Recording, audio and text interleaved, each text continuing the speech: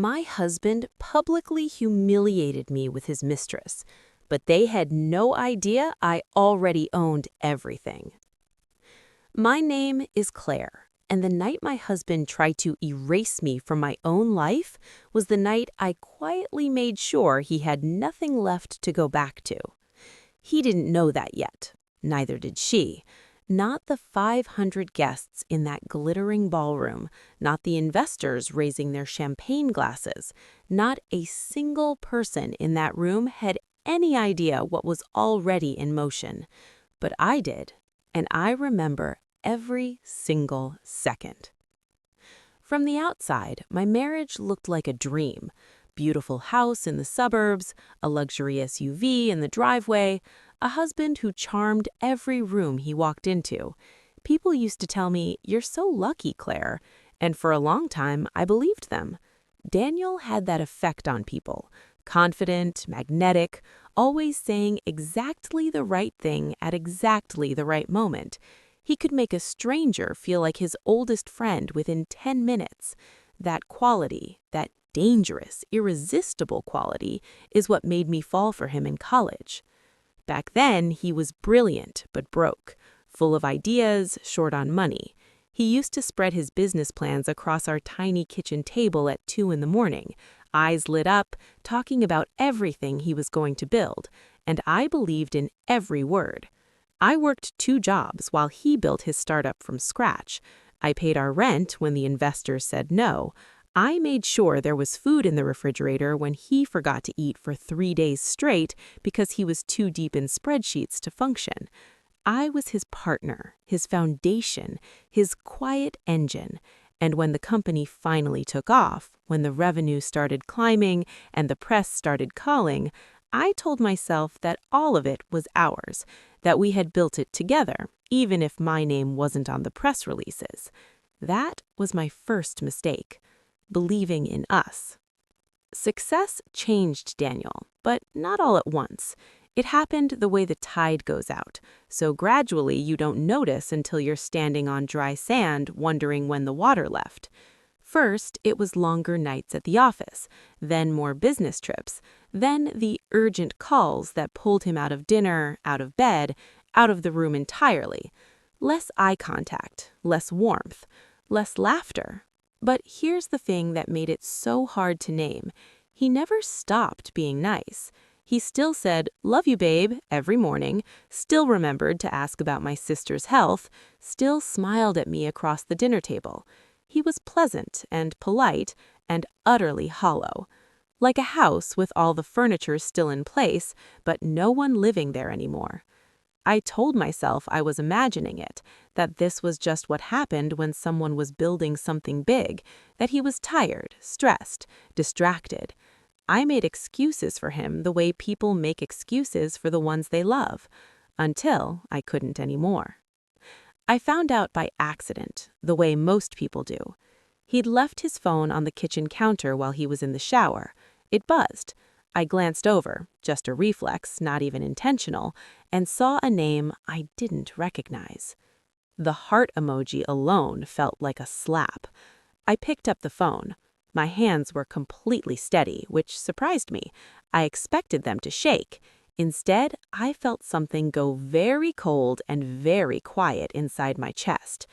The message read, "Last night was perfect. I hate that we have to hide. When are you going to tell her?" I set the phone back down on the counter exactly where I found it. I sat at the kitchen table and stared at the wall for a long time. And what I felt, and this is the part that still surprises me, wasn't grief. Not yet. It was clear, like a fog lifting, like something I had suspected for months had finally stepped out of the shadows and shown me its face. I already knew. I think part of me had known for a while. I just hadn't let myself look directly at it. When Daniel came downstairs, hair still damp, flashing that familiar smile, I pushed the phone across the table without a word. He looked at it, looked at me, and for one brief, honest second, his face fell apart completely. Then he laughed. Actually laughed. "Oh, Claire," he said, in that patronizing tone I would come to despise. It's not what you think. It is always exactly what you think. I could have survived the affair. People survive betrayal all the time. It breaks something, yes, but it doesn't have to break you. What I could not survive, what I refused to absorb quietly into my bones and carry forever, was what happened 3 weeks later. Daniel called it a company milestone gala. 500 guests, investors, partners, journalists, the kind of event where the whole world is watching. He insisted I attend. "You're my wife," he said. "You belong there." I almost stayed home. I still wonder sometimes what would have happened if I had, but something, instinct, stubbornness, maybe fate, made me put on my black dress and walk into that ballroom. The chandeliers sparkled, the champagne flowed.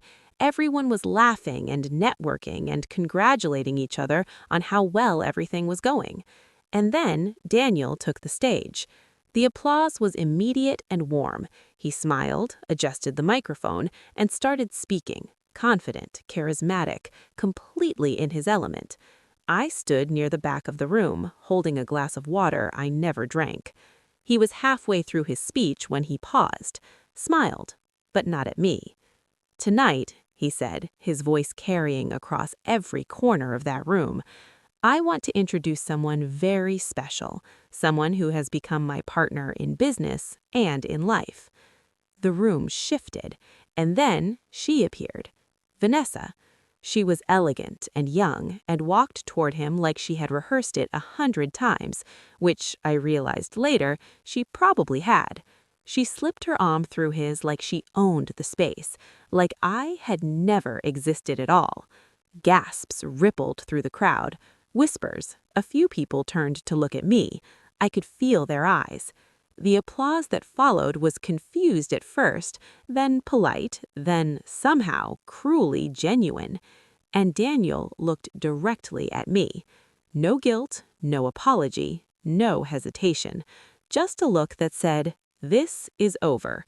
You lost. Go quietly." Here is what Daniel expected me to do. Cry, collapse, make a scene, or disappear.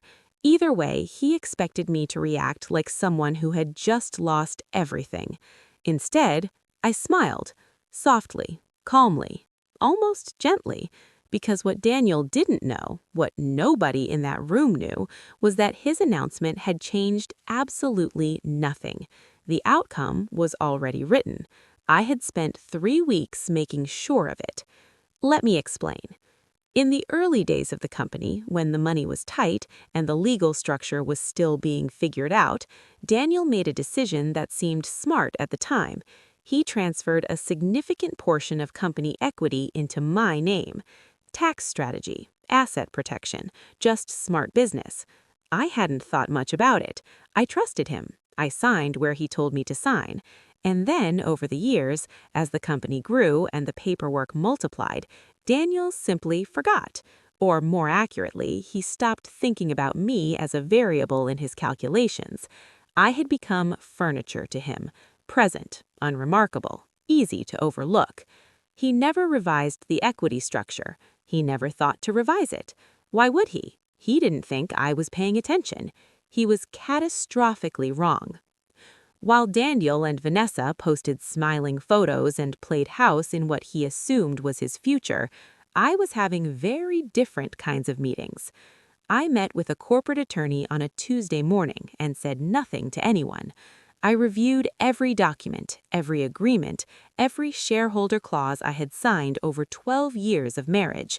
I read things I had never read before. I asked questions I had never thought to ask. What I found was extraordinary. I didn't just hold equity.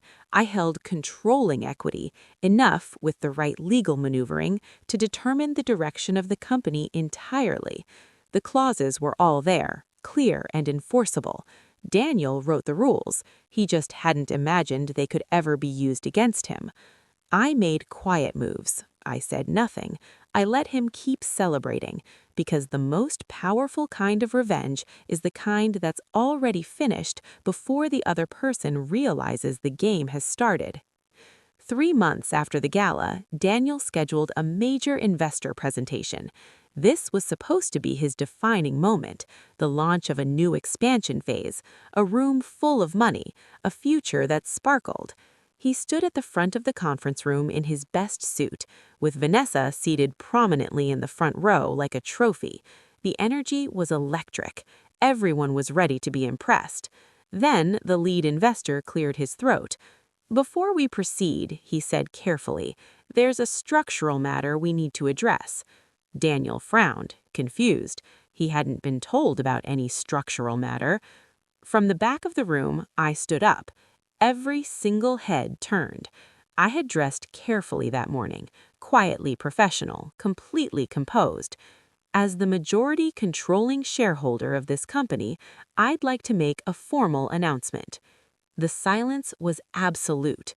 Daniel's face